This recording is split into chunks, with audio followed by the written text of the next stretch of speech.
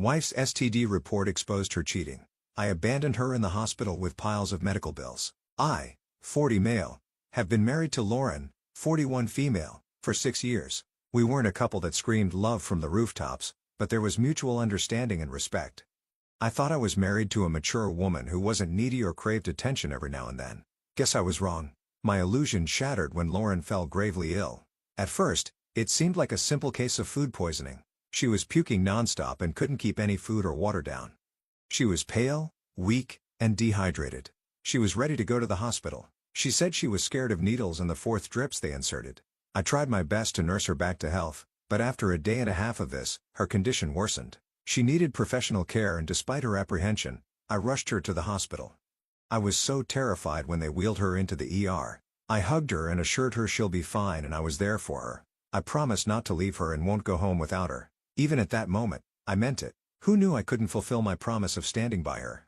The symptoms were generic, but I had a sinking feeling in my stomach. Guess your body can sense the upcoming disaster. I had no idea what horrors the next 48 hours would bring. Lauren's condition got stable in a few hours, but she's gotten too weak and pale. Doctors wanted to understand if there was any underlying condition that prompted her diarrhea. The reports were supposed to arrive in 2 days, and depending on that, she was to be treated or discharged. I took good care of her, didn't leave her bedside even for once. After 12 hours, the doctor reduced her medication and she got dehydrated again. That's when doctors got suspicious that there was something more to her problem. On the 3rd day, a nurse handed me a sealed envelope and said the doctor would explain everything soon. Lauren was asleep in her bed, hooked up to an IV drip, looking frail. I don't know why I tried opening that envelope, but I was equally impatient to wait for the doctor, so I opened it myself. At first, the words didn't register. My brain refused to process them. Positive for chlamydia. I froze, staring at the report. A million thoughts raced through my head. I kept repeating myself, this has to be a mistake. Maybe the samples were mixed up. I remember I was so anxious I was having cold sweats. I Googled it. The answers I got from there were not something I wanted to know. Then I don't know after how long I was asked to go to the doctor's cabin because I was so lost in my thoughts. My legs were shivering. I pointed out that part in the report and asked him, this can't be true, right? There has to be some mistake. The doctor said, I'm sorry, but the tests are accurate. We'll start treatment immediately. It's important she finishes the course of antibiotics. My head felt like it was splitting open. My wife had an STD. The implications were obvious, but I wasn't ready to accept it, not yet. When Lauren woke up, I handed her the report without a word. Her face turned ashen when she read it. Tears spilled down her cheeks. She stammered, I can explain. I couldn't help but raise my voice and ask her to explain, because I'm dying to know how you caught an STD in this marriage. We haven't had sex for months because somehow you're never in the mood. How would you be? You were snacking outside, didn't you? I didn't care if she was sick or we were in the hospital. I wanted an answer. Didn't matter to me that she was barely able to speak. Hours ago, I was praying heavily for her recovery, and now her face disgusted me. She broke down, sobbing uncontrollably and saying sorry. Her tears didn't soften me up, nor were her sorry helping it. I kept pushing her to speak up, not very proud of it, but at one point, I wanted to smack her head and crush it into pieces. I wanted an answer, but all she was doing was waterworks. I pushed her to speak the truth, and after a lot of hesitation, she finally confessed that she had been randomly hooking up with men whenever she found the opportunity. Most of them were her clients. She's a hairdresser. I pestered her for details. I wanted to know everything. How many? Where did they go? The count? And most importantly, why? Wasn't I enough for her? To most of my questions, her first response was tears. But eventually, grilling her to the core, I got all my answers. Apparently, she befriended the men who would come for a haircut, would subtly exchange the details without her colleagues and supervisor knowing about it, and then would go hooking up with them. She would make it clear to them that it would be just sex and nothing else, and the guys obliged. My blood ran cold when she laid out the details. One of her sentences stuck in my head forever. It's just something I do sometimes. It's my guilty pleasure. I know it's wrong, but I couldn't stop. I felt like the floor had been ripped out from under me. I screamed, "You've been cheating on me, sleeping with random strangers? How long has this been going on?" She confessed that it was going on for a couple of years. To her defense, she said she does it only when she's drunk and then avoids sex with me for a week after that, as if this would make me feel better. She had the audacity to say, "I never meant to hurt you." The hookups didn't mean anything to me. I don't even remember how I feel about those experiences. All I know is I love you and want to be married to you. My blood boiled with her response. I roared, standing up so fast the chair toppled over. "Never meant to hurt me? You've been risking my health, my trust, Our marriage for years. And you didn't mean to hurt me? What if the germs had passed on to me? I ranted my heart out and called her all sorts of names under the sun. She risked herself and me just for the sake of temporary pleasure. She begged me to give her a chance to explain. Her excuse was she used protection, so she felt safe. She slept around like a slut, hoping she would never get caught. She reached for my hand. I pulled away yelling, "You're disgusting. I can't even look at you right now." I stormed out of the room, leaving her sobbing behind me. The doctor had asked me to get tested. I can't tell you how terrified I was. There was a high chance that I was infected, maybe asymptomatic. I gave my blood sample and stormed out of the hospital while they extended her hospital stay to further treat her for chlamydia. I drove around aimlessly for hours, my mind replaying every moment of the confession, the betrayal, the lies, the sheer disrespect. My phone buzzed with messages from her, but I ignored them. I couldn't deal with her right now. I devised a plan. I wasn't going to lure Waltz back into my life as if nothing had happened. I packed all her belongings, her clothes, her makeup, her stupid collection of scented candles, and dumped them in her car in the basement. I called a cleaning service to disinfect the entire apartment. Call me crazy, but I felt she had spilled the germs all over my place. I wanted every trace of her gone. Then I hunted for a lawyer and booked an online meeting to discuss my case. I was certain not to spend a day with this disgusting woman. I never showed up at the hospital after that. I even got a call from the hospital to pay the bill so that her treatment went smoothly. I couldn't care less about her existence. She sent me angry voicemails accusing me of being a terrible husband. She even said we had vowed to take care of each other in sickness and that I was breaking my vows by abandoning her. I was literally fuming at this. She's the one talking about vows. What happened to the vows of not taking other men apart from me? Why didn't she think of this vow before opening her legs to every loser out there? The gaslighting was so pathetic. I can't tell you. The day that she was supposed to be discharged, my phone was bombarded with calls from her in the hospital. I ignored all of it. I knew they were calling me to pay the bills. It had exceeded the coverage provided by the insurance. I was getting a copy of the bill in my email. I knew she didn't have that much in her card to pay the bill. But why do I pitch in? She got effed up and boy do I pay the bill for her treatment. Not in this lifetime. She called up her colleague to bail her out, who even dropped her to the house. When they arrived, I didn't open the door. Her keys were in the house. She didn't carry it when I got her admitted, so she couldn't use it to unlock. I screamed out loud saying she isn't allowed inside my house and that she can find her stuff in the basement. I had loaded her car trunk with her valuable stuff and left her clothes and other non-expensive items in the basement. I slipped her car key from inside the door. She was crying and knocking relentlessly and wanted to be let inside the apartment. After a while, I saw her colleague drive off, leaving Lauren alone at my door. I really had to control my urge to open the door. She was crying. She had nowhere else to go in this condition. She pleaded for a chance to talk and sort out the stuff. She even begged me to have mercy until she got well and then I could do whatever I wanted. I couldn't believe she wanted me to be sensitive towards her condition.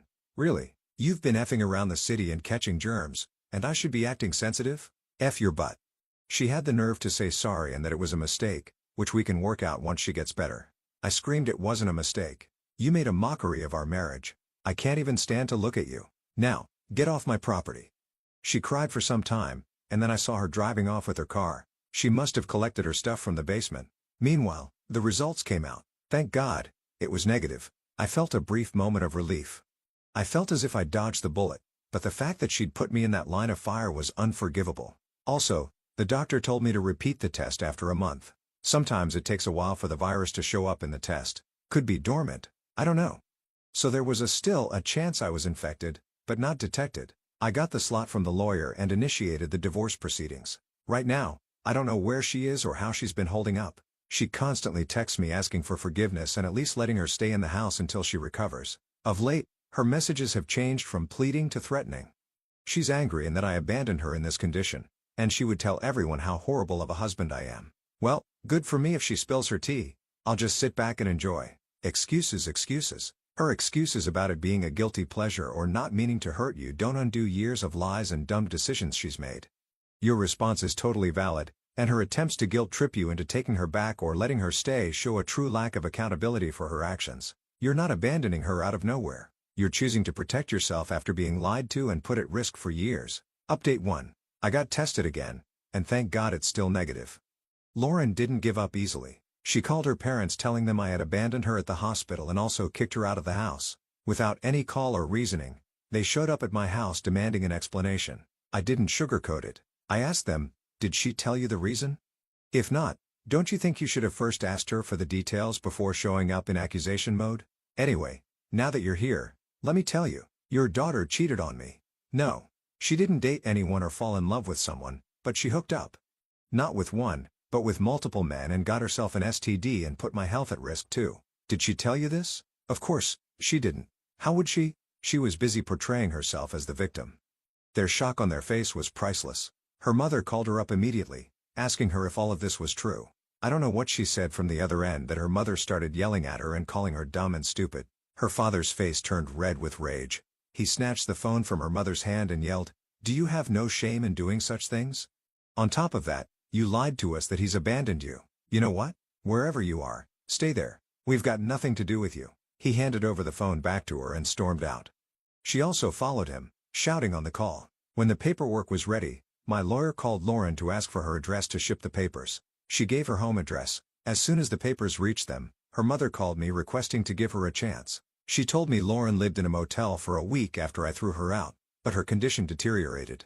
She begged her mother to save her life and they helplessly had to take her in. She was fired from work because her colleague who accompanied her home somehow got to know about her illness and, you know, the taboo around STDs. She went and spilled the beans to the salon manager. Lauren, of course, blamed me for exposing her, but I didn't care. I wasn't going to protect her reputation after what she'd done to me. Her mom asked me if I could show some compassion while she recovers from her health, and she said she wasn't in a condition to go through a divorce because her mental health has also gone for a toss. She requested me to postpone the divorce proceedings if possible or maybe help her out with medical bills. Lauren has lost her job and has burned her savings paying for her medical bills. She even suggested we get back together until she's back on her feet. It was such an outrageous request. I mean, her daughter went around town effing men, and now when she got effed up, she wants me to have her back. Funny, right? I laughed bitterly, saying she made her bed and now she has to lie in it. Lauren also sent me a large email with a heartfelt apology. This was the first time she was actually apologizing. Until now, it was all gaslighting and trying to play the victim. She was asking for a chance to prove herself and she'll become a better wife. I didn't respond to it. She told me she felt like a ghost of her past life. She's broke. The medical bills are piling upon her. Doesn't have a job. Her reputation is ruined.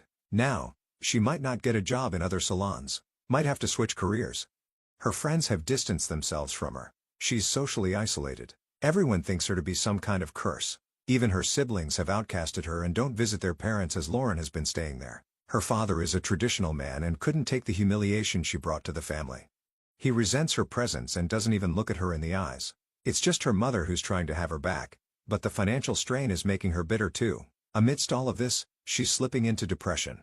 Well, what could I do about it? She called it on herself. She sent me several remorseful emails. I feel she's writing them to get rid of her guilt. Maybe she's lonely and has no one to share her guilt. Her parents still call occasionally, asking if there was the slightest chance of reconciliation. She's been getting into the dark well of depression. She doesn't leave her bed for days, doesn't eat, but I know better. Trust, once broken, can't be repaired. Lauren thought she could have her cake and eat it too. She was wrong. Now, she's living with the consequences of her actions. Lauren lied, cheated, jeopardized her health, and tried to manipulate her way out of accountability. It's not your job to clean up her mess. Her mother asking you to postpone the divorce or help financially is frankly absurd. Reconciliation until she's back on her feet? What? Update 2. Our divorce got finalized. It was such a messy one. Lauren refused to cooperate. She was holding on her grounds that she deserved a chance and wanted to be treated with sympathy and compassion because of her health issue.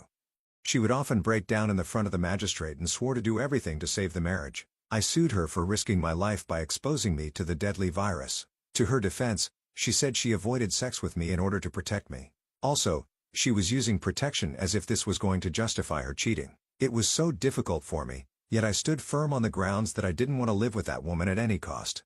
I didn't even fight for the asset because that would have further delayed the process. She was instructed to be taken for therapy because she was acting out of place. It took a while for her physical health to improve. It felt like a good sign that she would finally come to her senses and accept the reality. But God, no. Once she got rid of her disease, she was begging me for a chance on the ground that she was now pure and free of illness. Am I supposed to have her back just because she successfully battled an STD? I can't even express how emotionally daunting it was to deal with her a nuisance. The worst part is, she gets all the sympathy for being ill and going through a divorce while battling clinical depression. No one even tried to understand how difficult it is for me. I faced the betrayal. It's so hard for me to live with the thought that my wife didn't think I was enough for her and she went around effing other men. She put my health on the line. I had to pay for her alimony. I had to share half of my assets.